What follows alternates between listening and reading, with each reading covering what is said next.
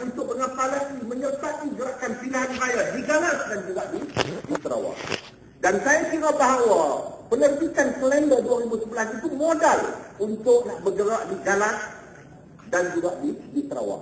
Jadi saya mengharapkan kepada semua peserta dan juga semua yang hadir pada malam ini dapat membeli paling tidaknya seorang satu kalender dengan harga RM10 sahaja.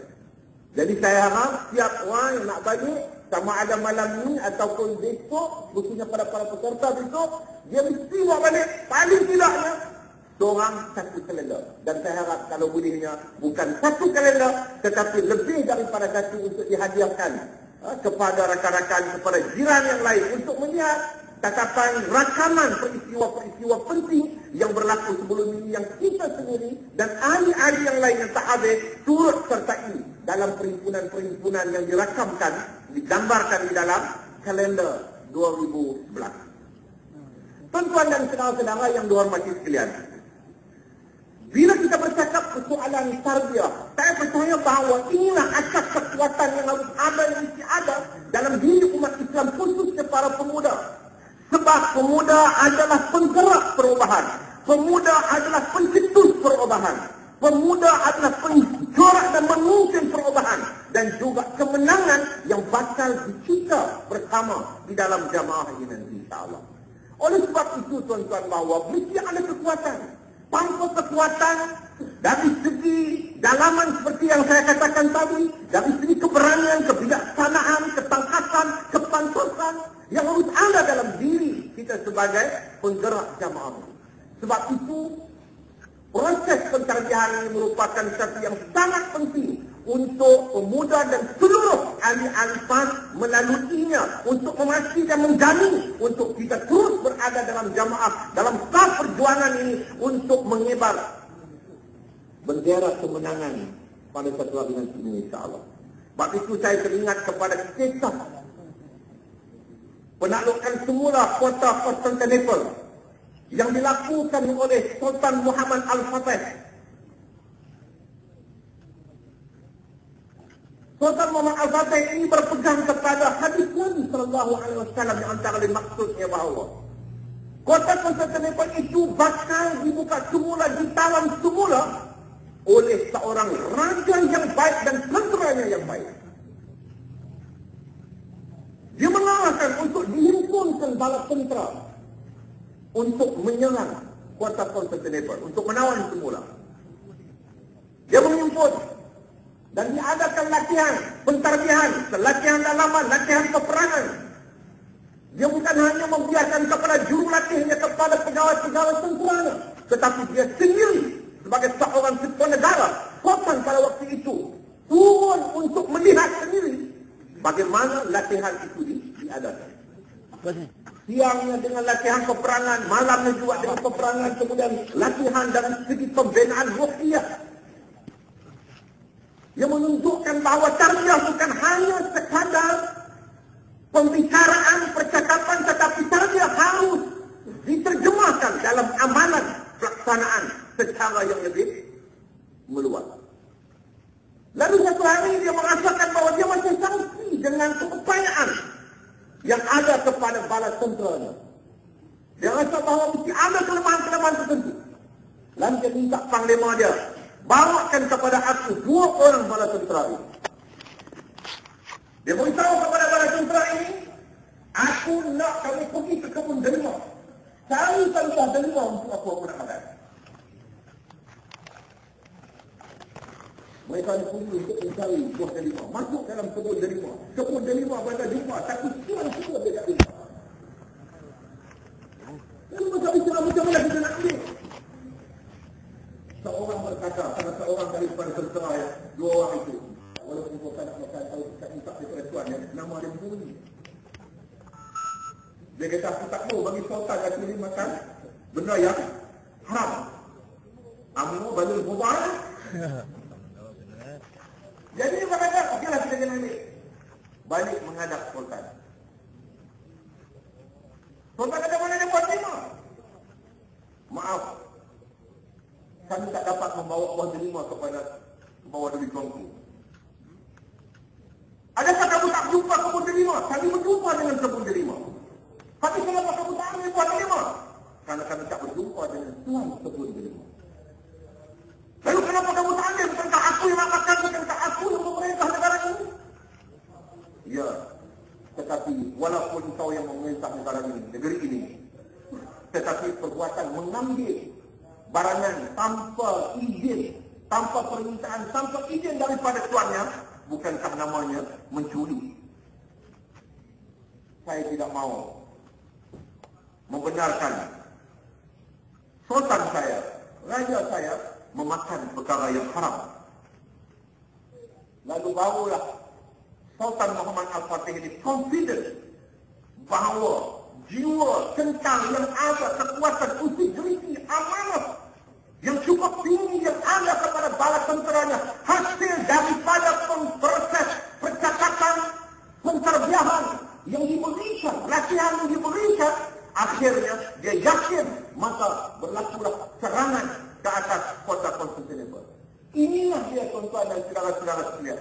Bagaimana hasil daripada bala tentera yang terdiri daripada sebahagiannya adalah anak-anak muda yang telah menjiwai secara amalnya, yang menjiwai secara praktikalnya, dan mengamalkan, menerjemahkan dalam perlakuan-perlakuan yang sangat mulia, yang akhirnya mengundang kepada pertolongan bantuan daripada Allah Subhanahu wa taala untuk bersama mencipta kemenangan dan kejayaan kepada perjuangan kita.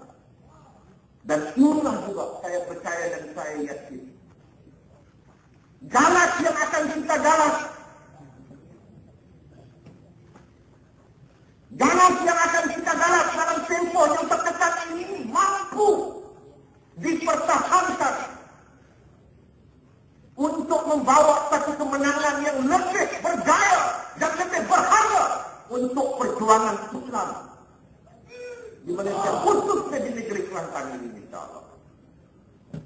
Sebab itu tuan-tuan dan saudara kita nak supaya di kalangan petugas-petugas parti kita, petugas-petugas yang punya integriti yang tinggi. Ini yang Allah takut. Ini yang Allah takut, ini yang Allah bimbang, ini yang mereka Tuhan bimbang. Kenapa?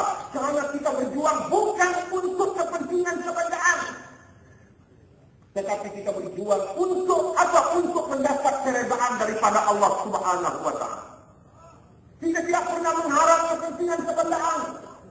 Saya percaya bahawa seluruh yang hadir anggota pemuda, para peserta istilah Karmawi ini hadir dengan perbelanjaan sendiri, mengeluarkan wang poket sendiri.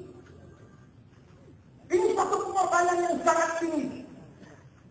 Kita mengulangi sejarah perjuangan pemuda-pemuda sebelum ini. Pemuda-pemuda di zaman Nabi Sallallahu Alaihi Wasallam, di zaman para sahabat, dan inilah pada hari ini. Sebab itu saya penuh yakin dan penuh percaya bahawa anggota pemuda yang hadir sebagai peserta istimewa Karmawi ini mampu untuk menggalas tanggung jawab perjuangan, jihad perjuangan ini, khususnya untuk menghadapi pilihan raya di Dallas dan juga pilihan raya di Sarawak. Seterusnya akan bergerak ke Putrajaya pada pilihan raya umum yang akan datang untuk memikul dan mengambil alih kemenangan dan mengibar bendera kemenangan Islam ini nanti insyaAllah. Kita nak ucapkan selamat tinggal kepada anda. Kita tak sekedar haram. UMNO bercakap soal hal haram macam mana disebut. Oleh tak boleh lagi bercakap soal judi, duit haram. Tak boleh dia lembut, dia kata ni kembang siap. Saya nak kata UMNO dengan judi ni macam ibarat kentut dengan tai. Kentut pembusuk, tai pembusuk, kedua-dua kali kena membusuk tai. Kentut mengalami wuduk, dia nak keluar tai pun kena ambil wuduk. Hari ini UMNO menjadi juara, UMNO pula tidak boleh jadi juara. Oh, ini duit haram, tak silakan. Tuh, hasut orang makan lebih balik. Saya ambil hormatlah pada orang tua warga Mat di Pulau Pinang ni. Bagui. Warak belakang. Saya selalu orang tua. Sebab orang tua ni benda hak yang ini. Tidak kan? Itu kau boleh tahu.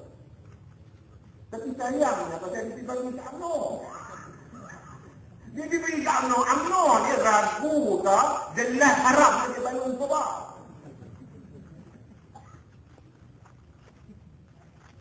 Bukanlah siapa kamu fikir orang itu berapa ribu dalam kotak apa. Dan berapa pula yang akan diperserah kepada kerajaan dan Pulau Tuna. Padahal kerajaan dan Pulau Tuna ada sebut bahawa ini bukan daripada sumber haram. Bukan daripada sumber budi. Tak apalah kalau ada keraguan tak apa. Tapi masalahnya sekarang tuan-tuan. Hang nak raguan bagi balik itu duit mana? Hang dapat setahun dah itu. Hang dapat setahun dah duit. Hang nak itu telah masuk habis lah.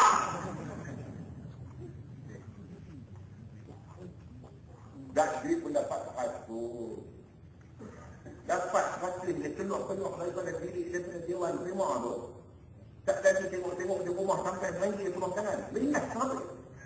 Hasil, tak ada apa-apa. Cuk dia tanya, mana ada apa? Tak ada habis ya. Hari ini dia tanya duit mana Allah Malam. Siapa bagi duit tak ada suruh bagi balik Allah Malam. Tapi itu saya kata bahawa yang UMNO ni anda kata suruh orang bertuah dia bagi balik duit haram. Tak apa lah bagi lah. Dia paragu dia bagi balik. Tapi yang apa yang jelas kata duit haram pun. Bila yang mana bagi balik? Tanya mungkin UMNO bila nak bagi balik. Bila saya tweet dalam Twitter saya. Ada seorang PKK pemuda UMNO terperlu. Dia tanya jangan duduk. Jangan dulu kata ada mungkin UMNO makan duit haram. Bagilah bukti. Dia kata tak beri bukti. Faham saja ada kita kuasa disiplin UMNO. Tiap kali ada pemilihan, kita kuasa disiplin kata orang ni tak kata ni, orang ni tak kata ni, macam apa kata ni? Rasuah. Duit haram betul dia. Hak bagi ibu haram, hak terima apa? Haram. Tapi inilah dia tuan-tuan bagaimana pemimpin-pemimpin UMNO dan Barisan Nasional cuma untuk manipulasikan isu-isu untuk menimbulkan kesangsian terhadap perjuangan Pakatan Rakyat khususnya kepada PAS yang memperjuangkan Islam. Tetapi kita penuh yakin dan kita penuh percaya bahawa mereka tidak selama-lamanya boleh membawa pendekatan ini yang akan diterima oleh masyarakat dan rakyat. Kerana masyarakat makin selek politik dalam negara kita. Mereka masih tidak berubah dengan tradisi lama, paradigma lama mereka. Mereka masih tidak berganjak daripada pemikiran lama mereka. Macam-macam lagi kekal dengan pemikiran lama mereka. Inilah pemimpin-pemimpin UMNO. Rakyat sudah melangkah jauh ke depan. Rakyat sudah maju jauh ke hadapan. Dengan selek politiknya. Dengan ilmu yang ada di sini berkembang. Rakyat sedang menjiwai perkembangan-perkembangan baru. Tapi pemimpin-pemimpin UMNO masih dengan pemikiran-pemikiran lama. Pemikiran perkauman sempit yang dibawa dan ditajak oleh pemimpin-pemimpin UMNO sehingga sekarang. Ini yang sedang dibawa oleh pemimpin-pemimpin UMNO. Pemimpin UMNO selama ini kekuatan mereka hanya bergantung kepada ketakutan dan kebodohan rakyat. Mereka bukan bergantung kepada keamanan mereka, kejujuran mereka, keikhlasan mereka. Bukan bergantung kepada membela keyakinan masyarakat dan rakyat terhadap apa yang mereka lakukan untuk rakyat dan negara. Tetapi kekuatan mereka hanya sekadar bergantung kepada ketakutan, perasaan ketakutan dan kebodohan yang ada kepada rakyat yang terdidik hasil daripada pendekatan politik yang dibawa oleh UMNO dan Barisan Nasional. Tetapi hari ini rakyat sudah mulai keluar daripada lingkaran pemikiran ketakutan dan kebodohan. Rakyat mulai ada keberanian